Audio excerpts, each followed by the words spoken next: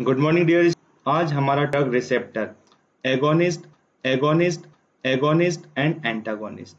हमारा जो most important topic है एगोनिस्ट और एंटागोनिस्ट, ये एग्जाम के लिए बहुत इंपॉर्टेंट है। लेकिन उससे पहले हम कुछ चीज पढ़ेंगे, छोटे छोटे टर्मिनोलॉजी हमारे पास है। जैसे हमारे पास एक वर्ड आया है यहाँ पे रिसेप्टर्स। रिसेप्टर्स एक बड़ा टॉपिक है, अलग अलग टाइप के रिसेप्टर हमारी बॉडी में होते हैं, लेकिन अभी उन्हें हम अगले वीडियो में पढ़ेंगे। लेकिन अभी हम लोग बेसिक पढ़ेंगे रिसेप्टर क्या होते हैं। तो रिसेप्टर क्या होते हैं? रिसेप्टर होते हैं हमारे मैक्रोमोलिक्यूल्स और बाइंडिंग साइट होते हैं, जो कि क्या होते हैं किसी भी सेल की सरफेस पे होते हैं या फिर सेल के इनसाइड यानी कि साइटोप्लाज्म में होते हैं। यानी कि हमारे पास ऐसे मैक्रोमोलिक्यूल्स जो कि किसी भी मॉलिक्यूल्स को बाइंड करने के लिए एक साइट प्रोवाइड कराते हैं, उन्हें हम क्या कहते हैं? रिसेप्टर कहते हैं। जब इनके साथ आगे ड्रग बाइंड होती है तो इन्हें हम कहते हैं ड्रग रिसेप्टर कहते हैं। तो आप लोगों को समझ में आ गया होगा कि रिसेप्टर क्या होते हैं। रिसेप्टर को अगर हम बात करेंगे तो रिसेप्टर आर द मैक्रोमोलिक्यूल्स और binding site located on the surface और इनसाइड ऑफ द सेल। यानी सेल के रहेंगे, हमारे सरफेस पे रहेंगे, सेल वॉल पे रहेंगे या सेल मेम्ब्रेन पे रहेंगे या फिर इनसाइड द सेल साइटोप्लाज्म में होते हैं। अब इस पे आके हमारी क्या हो रही है? ड्रग बाइंड हो रही है। तो ड्रग क्या होते हैं? तो ड्रग टर्म अगर हम लोग बात करें तो ड्रग क्या होता है? General refer as a any substance that is used to treat, prevent, diagnosis और relieve symptoms of the disease और कंडीशन। यानी कि ऐसे मॉलिक्यूल्स या ऐसा कोई भी केमिकल एजेंट जो कि हमारी बॉडी को किसी डिजीज से हमें ट्रीटमेंट में यूज हो रहा हो या हमें प्रिवेंट कर रहा हो या फिर हम किसी भी डिजीज के डायग्नोसिस यानी कि उस डिजीज का पता लगाने के लिए जो मॉलिक्यूल्स यूज करते हैं वो हमारे क्या कहलाते हैं? ड्रग कहलाते हैं। नेक्स्ट हमारा वर्ड आता है यहाँ पे लिगेंड। लिगेंड की अगर हम लोग बात करें तो लिगेंड हमारा जो एक लेटिन वर्ड, लेटिन लैंग्वेज से बना है, मतलब लेटिन भाषा का लिया गया एक वर्ड है, जो कि काय से बना? हमारा लाइगेट से बना है। इसका मतलब होता है टू बाइंड, यानी कि किसी भी चीज के साथ जब बाइंड हो जाता है कोई मॉलिक्यूल्स तो उसे हम लोग क्या कहते हैं? लिगेंड कहते हैं। जैसे कि अपनी कोई ड्रग है या फिर कोई प्रोटीन मॉलिक्यूल्स है, कोई हार्मोन है, ये जब भी जाके किसी भी साइट पे बाइंड होता है या किसी भी अदर मॉलिक्यूल से बाइंड होता है तो उसे हम लोग लिगेंड कहते हैं। नेक्स्ट अब हमारा जो मेन इंपॉर्टेंट टॉपिक है ये आता है हमारा एगोनिस्ट। एगोनिस्ट क्या होते हैं? तो एगोनिस्ट की अगर एक टर्मिनोलॉजी है यहाँ पे, एगोनिस्ट कोई पर्टिकुलर ऐसा कोई ड्रग मॉलिक्यूल्स नहीं है या कोई केमिकल एजेंट नहीं है जिसे हम एगोनिस्ट कहते हैं। एगोनिस्ट की अगर हम लोग बात करते हैं तो क्या होता है कि ऐसे कोई भी केमिकल एजेंट की बात करें या कोई भी ड्रग बात करें, हार्मोन की हम लोग बात करते हैं, an agent which activate a receptor. अभी हम लोग रिसेप्टर कहते हैं जो कहाँ होते हैं? हमारे किसी भी सेल की मेम्ब्रेन पे होंगे या इनसाइड द सेल होंगे।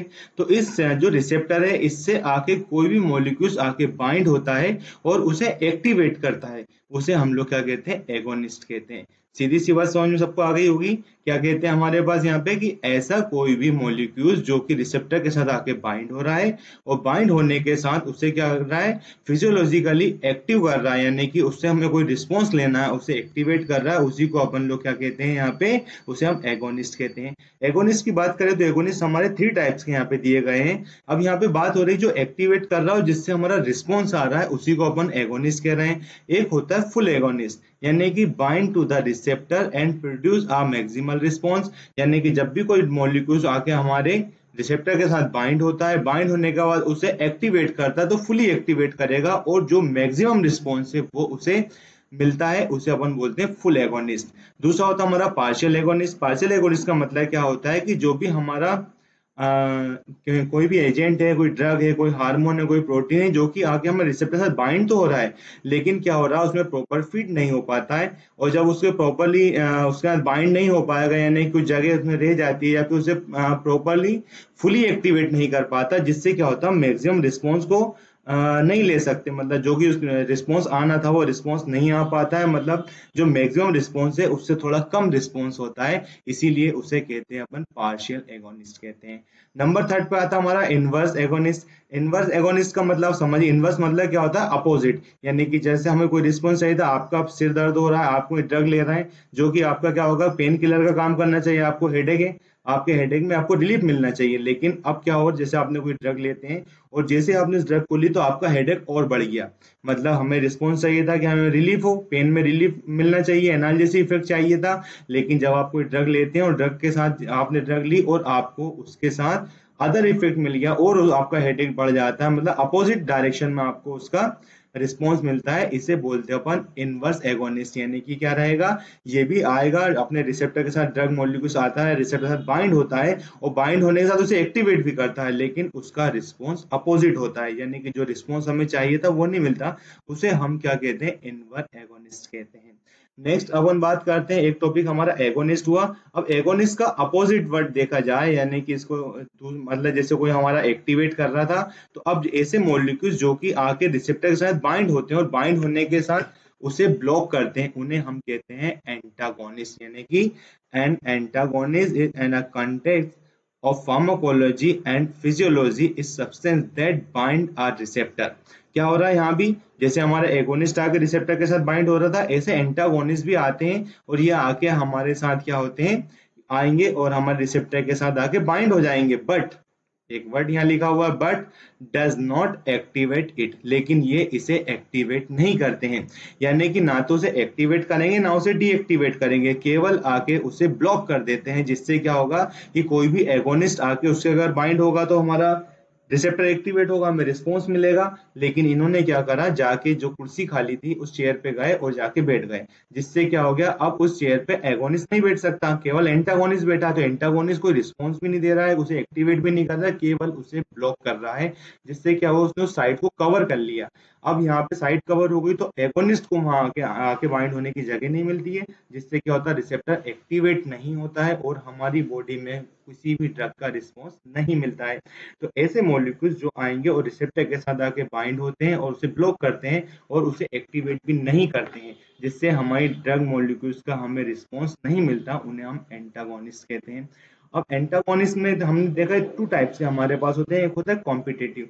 कॉम्पिटेटिव का मतलब क्या होता है कि ऐसे एंटागोनिस्ट जो कि क्या करेंगे, अपनी कंसंट्रेशन ज्यादा रहेगी, जब कंसंट्रेशन बढ़ाएंगे तो कंसंट्रेशन बढ़ने के साथ क्या होता है कि जैसे एगोनिस्ट की कंसंट्रेशन कम होती है और एंटागोनिस्ट कंसंट्रेशन ज्यादा रहेगी, तो इनके जब मॉलिक्यूल ज्यादा रहेंगे तो ये ज्यादा से ज्यादा एक कॉम्पिटेटिव रूप फॉर्म में क्या हो जाएगा, ज्यादा से ज्यादा हमारे रिसेप्टर को कवर करते हैं और उन्हें ब्लॉक करते हैं।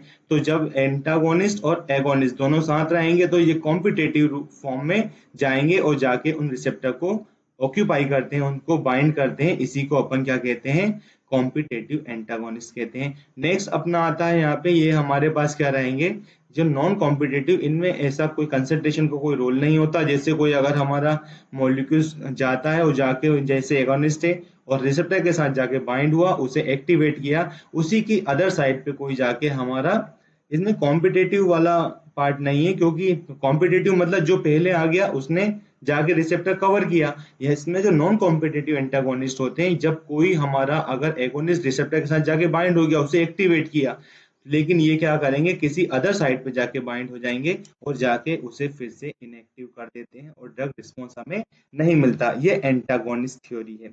आप इसको देखिए, यहाँ पे हमारे पास क्या है, ये आपको समझ में आएगा इस डायग्राम को देखने के साथ।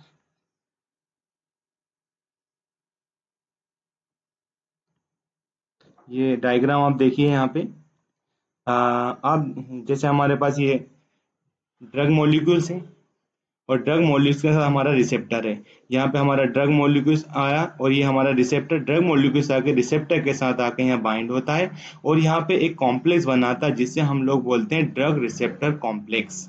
सबको समझ में आ रहा होगा, ये हमारी ड्रग है, ये हमारा रिसेप्टर है, ये ड्रग और रिसेप्टर आके एक दूसरे के साथ बाइंड होता है।